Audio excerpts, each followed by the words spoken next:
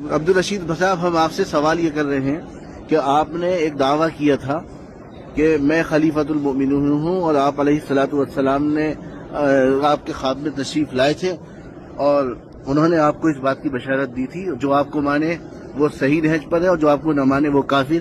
یہ جو دعویٰ آپ نے کیا تھا، آپ اس پر قائم ہیں یا اس سے رجوع کر چکے ہیں؟ خواب کی بنیاد پر میں نے جتنے دعوے کیے تھے وہ سب سے میں رجوع کرتا ہوں، توبہ کرتا ہوں۔ اتباع کر رہے تھے خوابوں کی بنیاد پر، جتنی باتوں کی اتباع کر رہے تھے وہ اتباع نہ کریں میری۔ توبہ کرتا ہوں اس بات سے اور معافی مانگتا ہوں۔ نبی صلی اللہ علیہ وسلم میرے خواب میں آئے اور مجھے مسلمانوں کا خلیفہ بنا کر گئے۔ اب جو مسلمان مجھے اپنا خلیفہ نہیں مانے گا وہ کافر ہے۔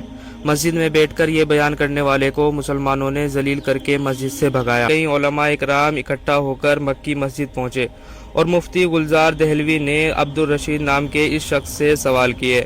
دونوں کے ہاتھ میں مائک تھا اور مسجد بھری ہوئی تھی، اور عبدالرشید کو ماننے والے سینکڑوں لوگ بھی وہاں پر موجود تھے جو کالی پگڑی اور سفید جبہ پہنے ہوئے تھے۔